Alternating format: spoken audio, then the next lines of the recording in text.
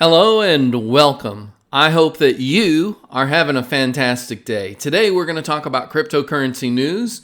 Is crypto good money? The SEC and initial coin offerings, and can you mix crypto with rewards programs like the airline reward programs or a coffee reward program, etc. So this is going to be a great program today. Let's get into it. RCap Blue has a challenge. Can we get 99 likes on this video? You can help by clicking the like button. I'm not a financial advisor. This is not financial advice. This is my opinion. I'm not smarter than you. You are smarter than you realize. Do not trust what I say. Do your own research.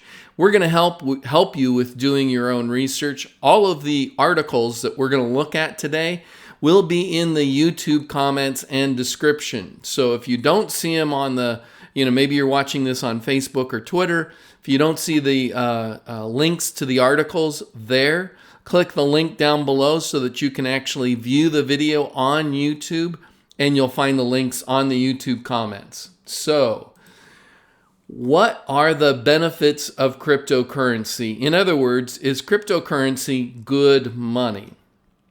So the first thing we want to talk about is with cryptocurrency, there's no middleman. Normally, you have a bank, and the bank is your middleman. The bank keeps your money. And in 2008, there were a whole bunch of bank bailouts because banks were making really bad decisions on doing loans. Well, that's actually what spurred the creation of cryptocurrency, because there were several people out there that felt like the banks getting bailed out was a way to steal money from the public, from people like you and I, because it was our money that funded the government that gave them the money to bail out the banks. A lot of people didn't feel like the banks deserved that money because they were abusing the privilege that they had. And so that was what spurred on cryptocurrency. And with cryptocurrency, there is no middleman, there is no bank, there is no institution between you and your money. Swanepoel said, cryptocurrency has the ability to give power back to the people, to eliminate social structures and systems that disenfranchise individuals, to provide the foundations of a system that's transparent yet secure, where corruption is exposed and rampant inflation ended. That's another thing that cryptocurrency does provide, is there's no inflation. Well, in fact, there's actually deflation with Bitcoin and many other cryptocurrencies. This aspect of it is something that applies to some cryptocurrency, but does not apply to all. Now, the no middleman thing pretty much applies to most of today's cryptocurrencies, but we do see a number of cryptocurrencies on the horizon that will have middlemen, such as central bank cryptocurrencies, or even the Libra cryptocurrency could be considered to have a middleman. And so even this one doesn't apply to all cryptocurrencies, but definitely applies to Bitcoin, Ethereum, and the other major cryptocurrencies of today. And then the other thing that we were talking about is inflation. So with Bitcoin in particular, inflation has been ended because there's no way to add additional Bitcoins to the system. They have to go through a major code overhaul, and there's a community of people. It's not an individual, and it's not centralized. It's the group of miners, and anybody can become a miner. So ultimately, the miners have the control over whether or not we could create more than 21 million Bitcoins. Right now, that number is capped at 21 million, but there's only 18 million that are actually in circulation, because the other millions of Bitcoin that don't exist today have to be mined. You have to do the activities that a miner does. And if you look at some of our other videos, we do go into that in more detail. Now, this one I thought was kind of unusual, more confidential, but I would put big question marks around more confidential. Let me go ahead and read what they had to say here. Cryptocurrencies can do this because of the technology that underpins them. Blockchain. Swanepoel said, blockchain technology is decentralized. This means that no one person, institution, or government has central control. Rather, it is the network that is in control. Policies are hard-coded in, and it cannot be manipulated to suit someone's agenda or a particular entity's agenda. And so what we're looking at here is cryptocurrency is more confidential in some ways. Now, I don't know who owns a specific Bitcoin address until they tell me they own that address. And so once I know that you own a particular Bitcoin address, your address has lost its confidential aspect because I can connect a relationship between that Bitcoin address and you, and I can look at that address and I can see every time you've sent money out and every time you've received money in. And so if I have a large enough databases that ties individuals or entities to specific cryptocurrency addresses, then I might know enough to say, oh, Fred over here just sent money over to Amazon, because I might know that address that he sent money, that he sent Bitcoin to, was an Amazon address, and I might know that his address belonged to him. And so the confidentiality aspect is really something that you have to monitor. That's why, and I thought it was kind of interesting because this article talks about, criminals doing illegal trade, and yet there's been a ton of criminals that have been captured because of what I was just talking about, as far as they exposed their addresses, and because the government was able to trace that address down, they were able to put people, in jail and so on and so forth. So they have caught many criminals by tracing Bitcoin transactions. So the confidential aspect of cryptocurrency is one that has to be carefully guarded and carefully protected, because if you're careless with it, you've exposed or lost the confidential aspect of cryptocurrency. In fact, if you use an exchange and the government goes and does a subpoena to that exchange and finds out, oh, this is the list of cryptocurrency addresses you have, and this is where you've sent transaction to, et cetera, et cetera. So even a cryptocurrency exchange could reveal the confidential information about your addresses. And so that's another way that law enforcement has been able to track down some illegal activity using cryptocurrency and the blockchain. Potential to help the unbanked. That's one of the big things that cryptocurrency has always done. If you look at countries that are having financial crises, such as Venezuela and many other Latin American countries, it suddenly makes sense as to why Latin America is one of the fastest growing countries in terms of cryptocurrency adoption. Latin America has a lot of areas where the banking system is either poor or unavailable to most people, or when you put your money in the bank, you're losing an enormous amount of value because the value of that currency is dropping by the hour, by the day, by the week, by the month. It's dropping like a stone. And so a lot of people are turning to cryptocurrency in order to protect from losing the value of their money. On a global scale, more people have access to the internet than they have to banks or other currency exchange systems. This opens the opportunity for unprivileged people to establish credit. Cryptocurrency is uniquely positioned at the apex of technology and finance. It has been lauded as a potential game changer for society, posed to eliminate corruption, bank the unbanked, and redistribute wealth in a way that's fairer and more equitable, Swanepoel said.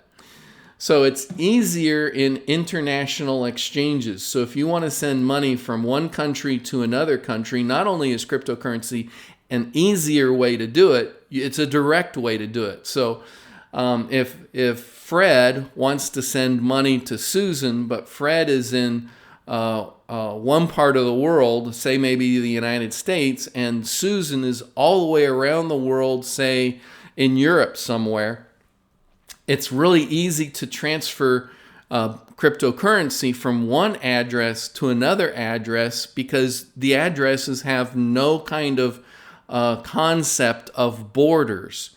But if you were to go to any one of the different places where you would wire money, whether it was on I'm trying to think of the name of the companies that you wire money with. Anyway, the companies that allow you to wire money not only can take hours, days, or weeks for the money to get from your country to another country, but they also charge a lot of money in fees.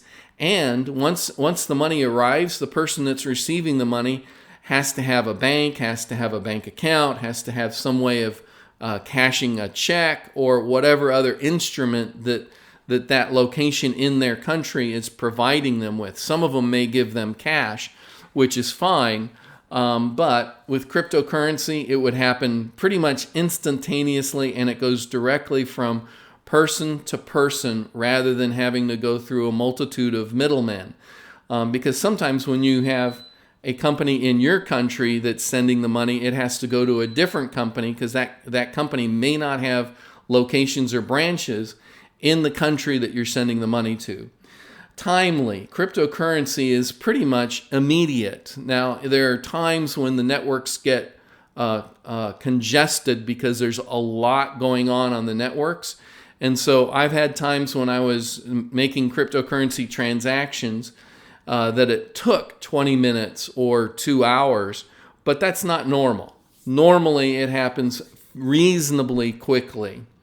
And so cryptocurrency is timely for the most part.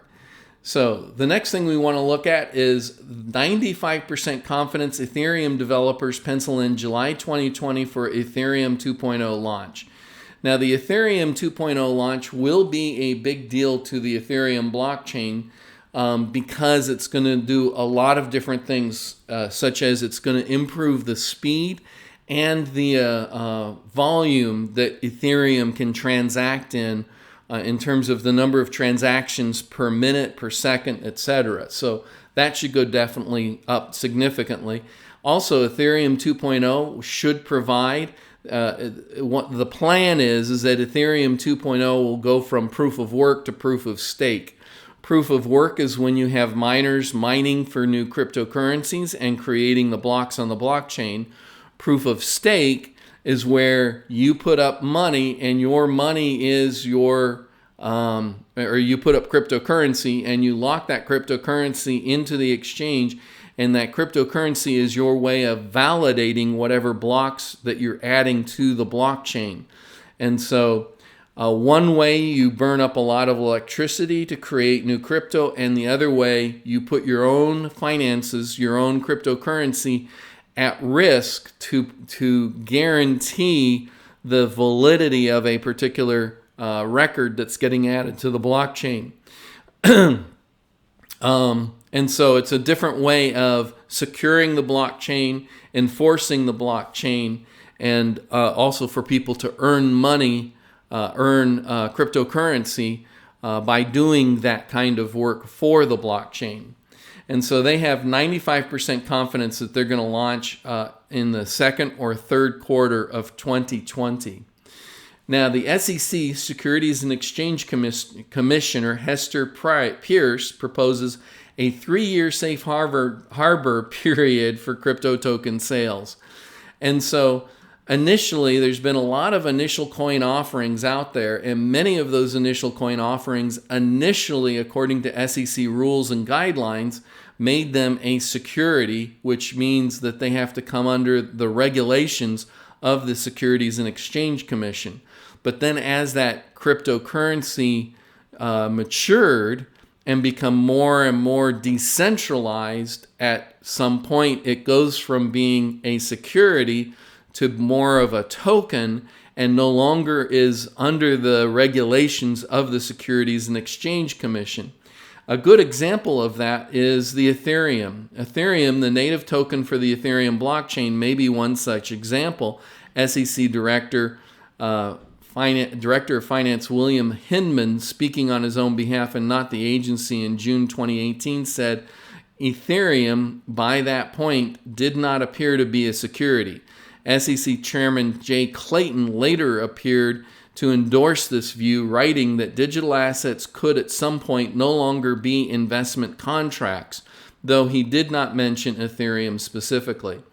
And so the point of this is they're looking or talking about giving initial coin offerings a 3-year period of safe harbor where they can start their initial coin offering, help raise money to get the project off the ground, and then once the project has gotten off the ground, if that project meets certain criteria and becomes decentralized enough where the entity that originally started it no longer controls it, at that point that that entity no longer controls it, it can be considered a token and no longer come under Securities and Exchange rules and regulations. And so the proposal gives companies a 3-year safe harbor to get those projects off the ground and get enough people involved in the projects that they would no longer consider it a security.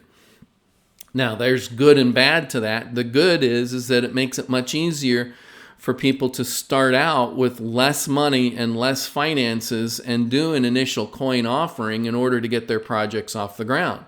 The bad side to that is it may create open a floodgate of initial coin offerings, many of them just simply being scams and ways for people to get money from other people, touting how wonderful their project is, collecting a whole bunch of money, and then never doing the project, which was a big problem in 2017 where a whole lot of companies were literally just scams. They sold their cryptocurrency, took the money, and then shut down the project. So, decentralized finance protocols have crossed $1 billion. Now, what this is about is with cryptocurrency, one of the applications, one of the apps that's becoming more and more popular is decentralized finance. That's what DeFi stands for, is decentralized finance.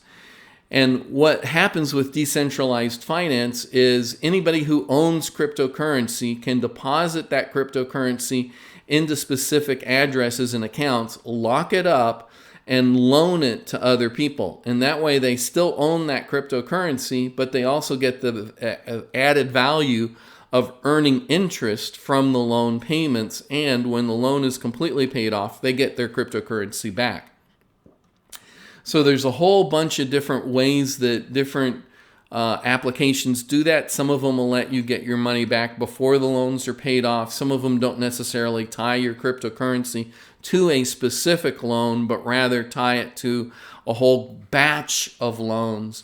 And so each different DeFi application does it slightly differently, and you'll want to look at those DeFi applications in particular. So the total amount of money locked in DeFi applications and protocols has crossed the $1 billion mark, and that happened late last night, February 6, 2020. And MakerDAO remains the market leader with nearly 60% dominance. MakerDAO is a specific application, is a specific entity that provides a DeFi application. And so if you want to look into that, we've got this article linked below, and you can drill into that and learn more about MakerDAO. So the International Continental Exchange, the CEO, has announced that they've done a new acquisition that's opening a $1 trillion market for the Bakkt exchange and for cryptocurrency. Bakkt's acquisition of a loyalty rewards company will expand Bakkt's presence across the asset class that today spans over $1 trillion in value, its parent company CEO said on Thursday. We began by building a regulated Bitcoin custody solution as well as regulated futures and options on Bitcoin, he said. And that's what he's referring to is the Bakkt exchange. The second phase includes Consumer-Focused Digital Payments Act, Bakkt first formally announced in October. The next big hurdle for the company will be getting that app into consumer hands, and we will be looking at consumer adoption more than revenue or expense, Sprecher said. Fortunately, the company is not a big drain on us. We have a lot of financial flexibility. Now from the company, given it has revenue stream both from trading and operating all of these reward programs. Users will be able to manage and transact with airline miles, hotel points, cryptocurrencies, and other assets on a single platform, said Bakkt. is also looking to digital gaming assets as potential new aspects. We'll position Bakkt as an aggregator and marketplace of these points, he said. Bridge 2 already supports 4,500 loyalty and incentive perks programs, Sprecher said, and supports products for 7 of the top 10 financial institutions in the United States. He envisioned Bakkt's app as a direct payment system not dependent on services provided by other third parties. It hit us that making rewards cash-like would be a step in that direction, he said. Bakkt anticipates launching the app in the first half of 2020. And so in the weeks or months ahead, we should see this new app coming out. And that app is going to let you trade cryptocurrencies, reward points, and other assets and use them. You know, you can go to Starbucks and spend them, or many, many other places, as is becoming apparent by what the information that Bakkt is releasing to let us know about their new app. They also indicated here that I want to kind of highlight is they're talking about they're not going to focus on revenue and expenses, but rather they're going to focus on getting their application into the hands of a lot of people. And that's similar to the strategy that Amazon has focused on in all of these years. Amazon for many, many years was actually losing money, but they continued to grow and increase because they focused on getting more and more customers. And so it sounds like Bakkt is going to take part of the play that Amazon did, because their focus is going to be more about getting their app into the hands of the people than whether or not what they're doing actually turns a profit. So this could be, Bakkt could become a major player in world finance and cryptocurrency. Time will tell, but they obviously have some very, very ambitious goals that they're setting out before themselves. So, in the meantime, how can I be of service to you? Do you have any questions? Did I say something that you'd like to discuss more in depth? Do you disagree with anything that I said? Look, you know things I don't know. I know things you don't know. And when we get together and share what each of us knows, we're going to grow smarter together. I would like to grow smarter with you. So please leave your comments below and we will do our best to respond to them. In the meantime, I hope that you'll like, subscribe, and hodl. And I hope that you have a fantastic day.